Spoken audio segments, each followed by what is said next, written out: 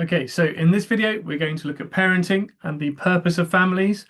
Certainly a question that has come up a couple of times in the past. So looking at the purpose of what religious believers in particular think about how and why they're running their family. And so we're going to have a quick discussion about that.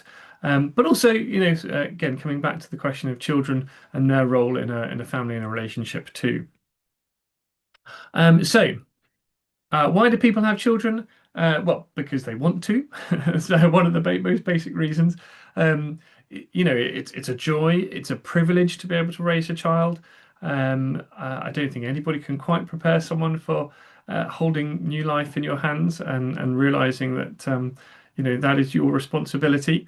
Certainly, as a parent, I can say that there's no feeling quite like it when you sort of realize that you are now responsible for a child. It's a responsibility, but it's a wonderful blessing. And certainly, as I've mentioned in previous videos or lessons, that a lot of people feel like the fulfillment of their relationship is having children. That's a creation of a new nuclear family. And the possibilities that brings is certainly wonderful in many respects. Teaching children things is it's a joy that it's difficult to understand and pass on to those who aren't parents. But certainly, lots of people want to have children, and that is certainly a beautiful thing in society. It shows commitment. We've referenced in previous lessons, on one or two occasions, why people might choose not to get married. And of course, there are other ways of showing commitment in a relationship. Buying a house together would show commitment. But obviously, children as well is a very strong demonstration of that. Certainly, those people who are not quite so religious might still feel like, their relationship is safeguarded by having children because that's certainly something you can't undo. Um, and it's a wonderful journey to be able to embark on as a couple, to be able to learn to raise children, to think about all the things that entails, being able to teach them things that you've learned along the way, and that clearly shows commitment within a relationship. It shows love. Clearly, in order to be able to have children, people have to demonstrate their love for each other. Um, and again, you can show love and compassion to a husband or a wife or a partner by showing love for your children as well, because you're caring something that is equally theirs too. So certainly, having children is a demonstration of love. As I mentioned before, often people feel like that's the fulfillment of a relationship. Once people are committed to each other, they're in a long-term relationship. That is now sort of something that they feel is the next step. They want to be able to go and raise a family together, and they see that as being something that's lovely in society.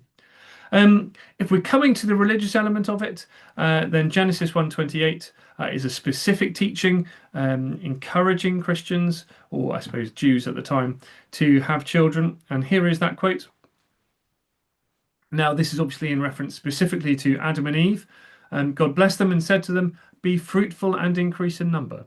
Fill the earth and subdue it. Rule over the fish of the sea and the birds of the sky and over every living creature that moves on the ground." So, God commands couples to have children. He blesses them with sex, and says that the purpose of it is to go and start a family. And as I said, you can see there it's commanded in Genesis, and certainly if you're looking at parenting or the purpose of families, well, that's a question that comes up. Be fruitful and increasing number is a really helpful quote to be able to use for that. As we were looking previously at sort of thinking about discussions regarding contraception as well.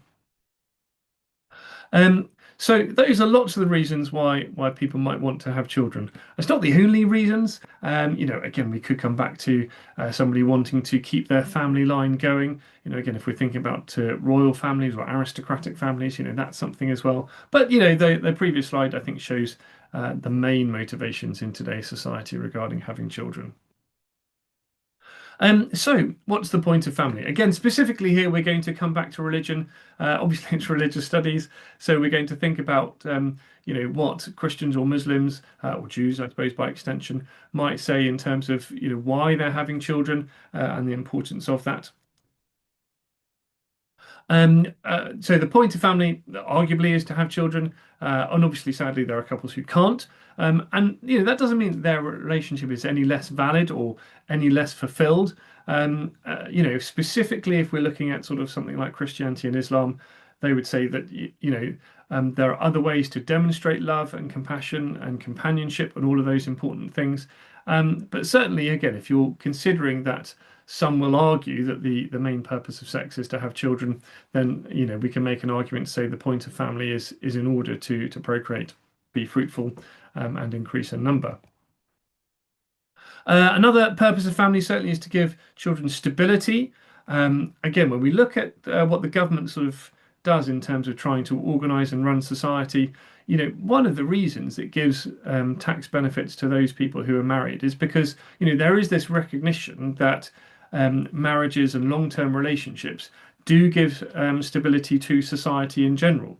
And specifically, when we're thinking about children, children, the ones who are going to be running the country in 20 or 30 years' time. And there'll be business leaders and there'll be managing directors and there'll be leading sort of organizations and so on and so forth. And therefore, it's incredibly important that we make sure that children have a good start in life.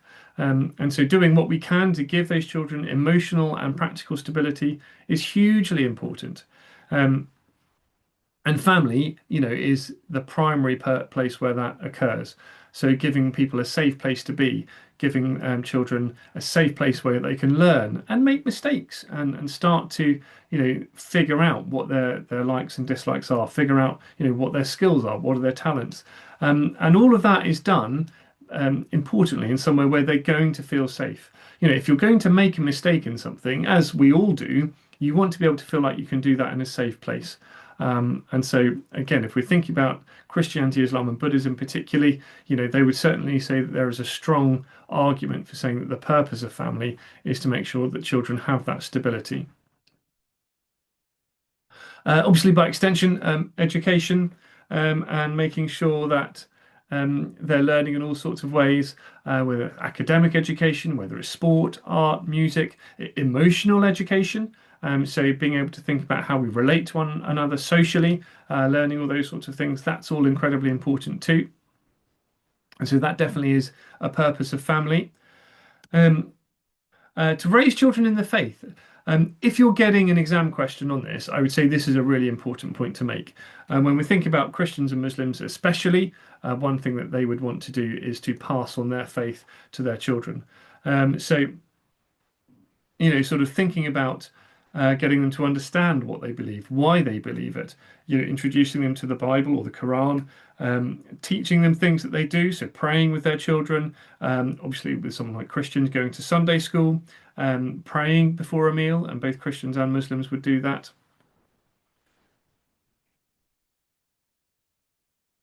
Teaching them the fundamentals, so the belief in God, why they believe in God, looking at the importance of such scriptures like the Bible and the Quran, um, and giving them those groundings that, again, sort of Christians and Muslims and Jews would feel is fundamental to them as individuals, and therefore fundamental to their children as well.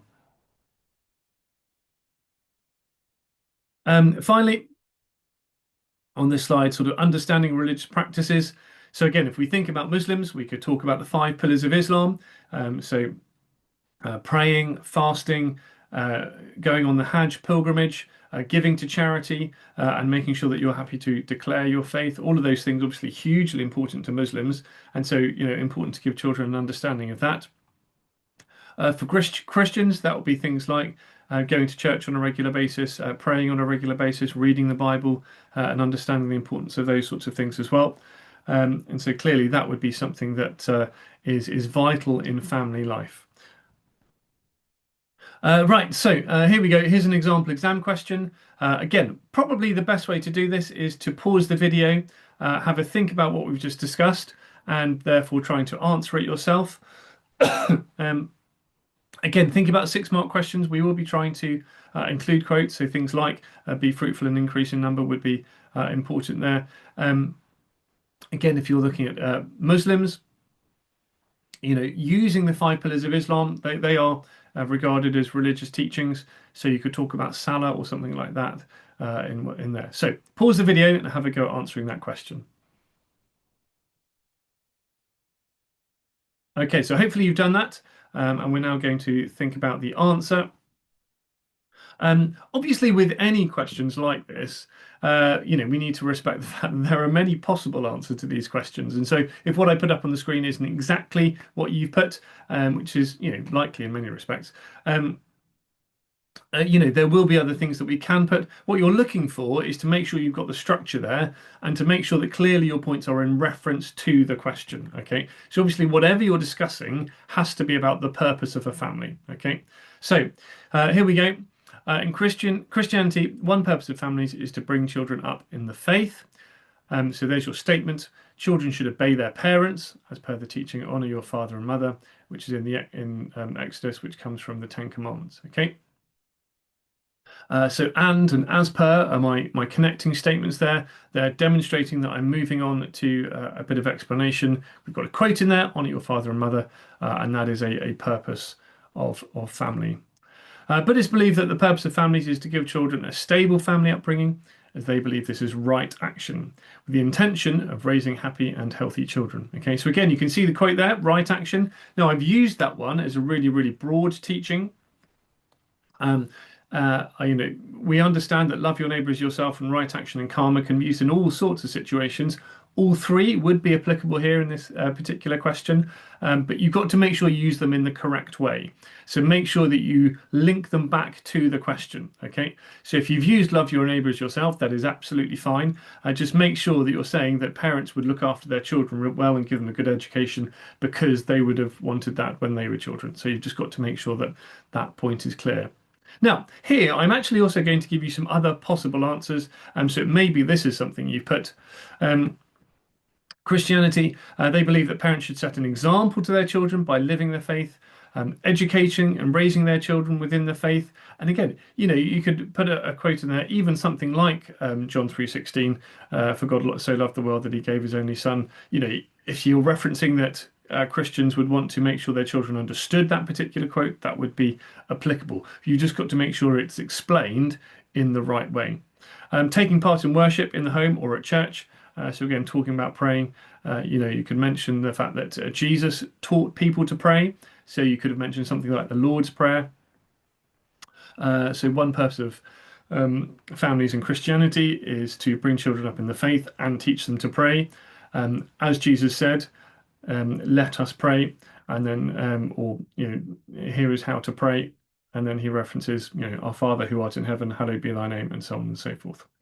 In terms of Islam, again, you could have referenced the 5 pillars of Islam. So a part of your question could have been Muslims believe that the purpose of families is to make sure they raise children as a Muslim.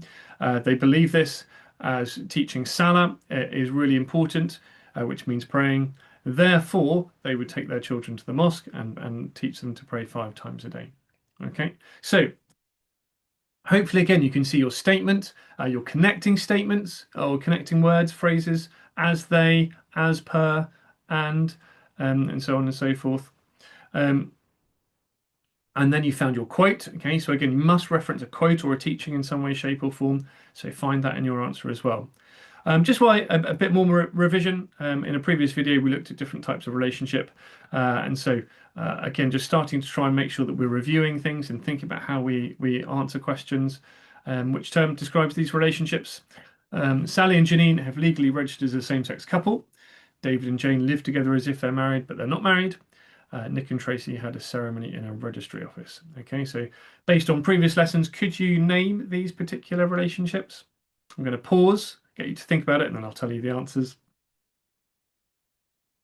Okay, so the first one, Sally and Janine, that would be a civil partnership. Okay, so it's a legal registration. So they've gone to a registry office where they've had a ceremony that gives them a civil partnership. David and Jane living together but not married, that's cohabitation. And Nick and Tracy had a ceremony, a registry office, that would be a civil marriage. Okay, so hopefully you've got that as before as well. Gets us to think about why some people choose not to marry. And just as I finish this off, I know again I've covered these things before, but like I said, I'm just trying to get us to review some of the things that we've done previously. Here are some of the reasons why people might decide that they, whoops, don't wish to get married. So wedding is expensive, costs about £20,000 in the UK at the time of recording. Might not be religious, maybe not ready for the commitment. Bad experience of marriage in the past. Certainly less societal pressure to get married these days than there would have been previously. And again, as we've said, there may be other ways to show commitment, like having children. Having children is a commitment. So as you've just seen, the next lesson will be on divorce. But hopefully that gives you a good understanding about parenting and the purpose of families. Do make sure you revise those topics well and do keep practicing those exam questions. Great.